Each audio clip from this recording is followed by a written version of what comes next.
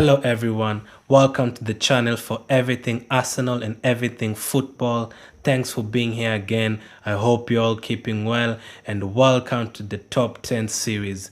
I put out a new top 10 every single Friday, so if you don't want to miss out, subscribe and hit the notification bell. And on this series, I always give you a chance to let me know what kind of top 10 you'd want to see. So in case I haven't put any of them out, make sure comment below what top 10 you'd want to see from me. And yeah, I've put out four top 10s before every single Friday, as I've said. And on this episode, I'm going to be taking a look at my top 10 Premier League captains of all time. Of course, since the Premier League started in 1992, even before that, there have been some amazing captains, some who will never be forgotten as leaders, some who go down in the memory as one of the best players in the world, one of the best players in Premier League history. Most of them are going to make this list, but unfortunately, some of them are going to miss out. And of course, on this top 10 list, we'll probably disagree. Some would want some other players to make this list. Some would want probably their favorite captains to rank higher. But this is just my top 10 captains. And just to mention those players who are going to miss out: Steve Bruce, captain in early Man U years, early Ferguson years, early Sir Alex Ferguson years. Really good defender, really good captain. I remember him scoring twice against, I think it was Sheffield Wednesday, 12 Man U win one of the titles. Sami Hyypiä taught Steven Gerrard how to captain a team. Nemanja Vidic led Man U for a couple of years. Really good captain. Ledley King, another very good captain for Tottenham. Not many Tottenham players who are going to make it on this list. Lee Cattermole, another one who's not going to be mentioned by a lot, but he was a very good captain, scary captain at Sunderland, very physical player. And those are just some of the players who are not going to make it on this list. But without further ado, let me get into the top 10. Number 10, Wes Morgan. Of course, no one is ever going to beat Leicester's story. One of the best ever sporting achievements in not even only in recent times, but over so many years. No one will ever achieve what Leicester achieved, and Wes Morgan led Leicester to that 4,000 to 1 to win the Premier League. No one expected them to win. He played very well, over his level for sure. He's obviously he won't make it the top of this list because apart from that season, the previous season he led them to survival, and that season he led them to a title. But after that, he hasn't really been consistent enough. He's been on the bench. He's not played a lot, injured, so he hasn't really followed up to his title-winning season. But that story would never ever lose or be second to any other story. Wes Morgan, again, in that title-winning season, he played every single minute, so he definitely deserves to be on this list. He's still captain for Leicester right now, one of the few players that have remained at Leicester from the title-winning season, alongside Vardy and Schmeichel, Brighton, and a few others. Of course, people like Mahrez, Okazaki have all left, Ulloa, Huth, and very many more have left, but Wes Morgan definitely makes the top 10. Number 9, another that many players wouldn't probably mention because he was from way back, and that is Dennis Weiss, Chelsea captain from 1993 to 2001. One of the few players in that Chelsea team that was a rock leader. Most of those other players were flashy, skillful, people like Gus Poyet and Gianfranco Zola. At this time, Chelsea were full of expensive imports. It was the first years when now Chelsea was starting to become a rival for Arsenal, the 1997, 98, 99. But he was a really good player. He served as a reminder of who they really were as a team, and he led them to a couple of finals. I think they won the 1997 FA Cup. I think they won it, and he was captain, and he was a brilliant captain. So it definitely makes my top 10. Dennis Weiss at number 9. Number 8 goes to Gary Neville, captain from 2005 to 2011.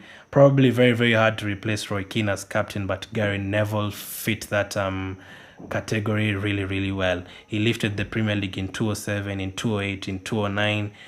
He was about to lift in 2011, but he retired before that. Injuries affected him. That's why he never was in the squad for the 2008 Champions League final, 2009 Champions League final. He never really made it. It was unfortunate for him because I'd probably imagined what I would have wanted to win one of those titles or lifted one of those trophies. But Ferdinand and Giggs lifted the 2008 one, and of course they lost the other ones. But Gary Neville makes my top 8 because he's also one of the few players that served one club for all those years. So number 8 goes to Gary Neville. Number 7, Alan Shearer, captain from 1998 to 2006. Of course, one of the few players on this list, or probably the only, okay, not the only player on this list, but one of the few players that never ever won the Premier League with the team that he captained. But of course, he won with Blackburn in 1995. Highest Premier League finish with Newcastle was in 2003 season, 2002-2003. World transfer fee back to his club. He had the option to join Man U, and of course, he missed out on some titles or many titles if he joined Man U, but he decided to go to his boyhood club and lead them, and is now the all-time Premier League top scorer. He captained them for many years, and he was really, really good leader, and the only striker who's going to be on this list. Most of the people on this list are solid midfielders or defenders, some goalkeepers who never quite made this list, but him turning down United to captain Newcastle and show his loyalty was a really, really good what am I trying to say? It was a good example for many players, and Alan Shearer definitely makes this list as the number 7. Number 6 will go to Patrick Vieira, captain from 2002 to 2005. Probably the hardest task or hardest replacement to make on this list, because he replaced Tony Adams, one of the best ever players in English history, not only the Premier League. He won the Premier League as an invincible, of course, in 2004. As I've said, it was really hard to replace Tony Adams, but this guy did it within a couple of months, and he led us to a couple of titles and FA Cup, and one of the few players who could handle Roy Keane. No pressure for him, instant hit at Arsenal. Still haven't replaced him to this date. Almost 16 years, and there's never been a captain anywhere close to Patrick Vieira for Arsenal. Of course, people like Mertesacker and Koscielny have tried, but no one will ever get to the level of Patrick Vieira in the next few years or maybe decades. So Patrick Vieira gets the number 6. Number 5 will go to Steven Gerrard, the second player never to have won the Premier League with his team, but the only player not to have won the Premier League on this list. Unfortunately for him, he was so close in 2009 and in 2014. Came very close, but of course he cost his team in 2014, unfortunately, with that slip. He replaced Sami Hyypiä, as I've said, the guy who didn't make this list, but probably taught him everything he knows about captaining a team. Of course, he had some achievements. The FA Cup, he scored the winning goal. The Champions League 2005 final, he scored, I think, the first goal for them in that comeback. Some people will disagree. Not many people like having Steven Gerrard on their lists, but he's one of the best ever captains, and he led one of the greatest teams ever for more than a decade. And since he left, he has been missed. Of course, Jordan Henderson has done a good job, but the legacy Steven Gerrard left, for me, the best ever Liverpool player, no one will ever replace. So Steven Gerrard makes my number 5. Number 4 goes to Vincent Kompany, Manchester City's captain from 2011 to 2019. And you may argue that he was actually a leader even before that, because he joined Man City way before the takeover around 2007, 2008. He saw players coming and he saw players going. So he literally saw Man City as a mediocre team, and he led them to being one of the best teams in the world. And he actually joined Man City as a midfielder for around 2 years, and he actually switched up to a defender and became one of the best ever Premier League defenders we've ever seen. And for the 4 Premier League titles that he won in 2012, 2014, 2018, and 2019, he not only just carried the title or lifted the title or anything like that, no. He actually led most of those Man City teams to the Premier League title. In 2012, remember, Man City beat Man U only on goal difference, and he was one of the main reasons, because there was a game they played around February or March at Etihad, and they won 1-0, and Kompany scored that vital and important goal, the only goal of the game to push Man City further in the title run. And 2014, he also scored on the final day against West Ham.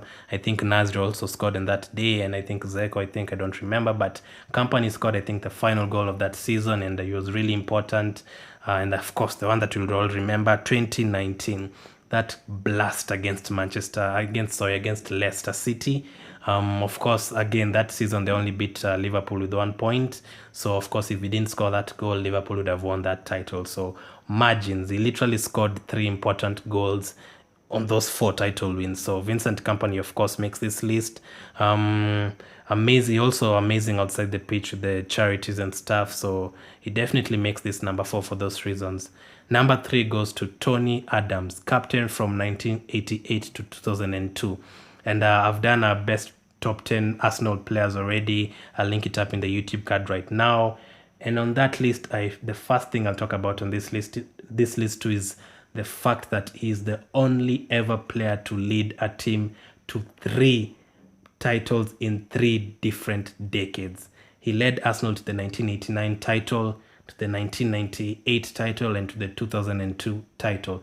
3 different decades he was captain, 1988 to 2002, and he is one of the main reasons that people remember Arsene Wenger, because Arsene Wenger literally he joined Arsenal and Adams' career was almost over. He was losing his love for football and all that, but Arsene Wenger restored all that. He made him rock solid. He made him one of the best organizers ever, and he's one of the main people who make you remember the old-fashioned and old-school leader. His goal against Everton in 1998, he was tall, 6'3", but the way he used his feet was really, really good. And as I've said, the 3 different decades titles, no one will ever do that. I don't think anyone will ever do that. You'd probably say someone like Giggs might have done that if he was captain, but Adams, Mr. Arsenal, 1988 2002, greatest captain at Arsenal, never ever going to be replaced, and he definitely makes the top 3. Number 2 and number 1 is going to people will definitely not agree on this. Many would not disagree on this, but but number 2 goes to Roy Keane, captain from 1997 to 2005, replaced Brian Robson, Steve Bruce, Eric Cantona as captain, the most vocal captains of all time, shouted at his players, shouted at the opposition players, fought with the officials, elite mentality installed by Brian Clough and updated by Sir Alex Ferguson. His drive, his determination, his team spirit, intelligence, respect from everyone. But the only reason he's going to make the number 2 and not number 1 is because I think he actually inherited an already good team, a team that already had Ryan Giggs, the Gary Nevilles, the Nicky Butts, and that would probably cost him number 1. And also because he was captain for around 8 years, and the guy at the number 1 spot was captain for longer and revolutionized his team. So Roy Keane makes number 2, and number 1, of course, you'd know that is John Terry. 5 Premier League titles, all on his own, captain. They've not won the league since he left, and they had not won the league before he became captain. They had not won the league. He brought the squads together. He helped the likes of Zoom and Kale, their partnership in 2015. He captained players like Ballack, Robin, Shevchenko, Drogba, Deco, players who've done it before and players who've done it after, players like Samuel Eto'o, and he's captained under Rafa Benitez, Ancelotti, Jose Mourinho, 4 FA Cups, 3 Carling Cups, 1 Europa League.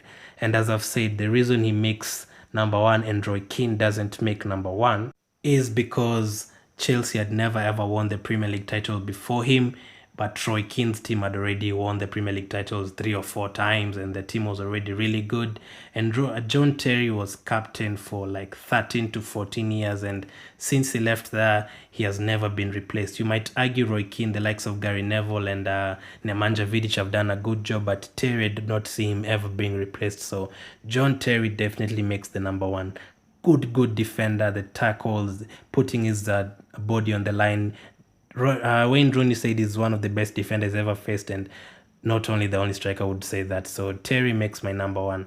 Let me know what you think about the list. Which captains have I left out? Which captains would you make? Would you put on the list? Which captains from recent times would you add onto the list if you were making a 2010 to 2020 captains? Any other player to take out of this list? Let me know in the comment section. I'll probably do a live stream soon in the next 1 or 2 days. I'll let you know in my community tab. Make sure you subscribe, leave a like if you enjoyed the video, comment down below, hit the notification bell. Stay safe. Thank you for watching and take care.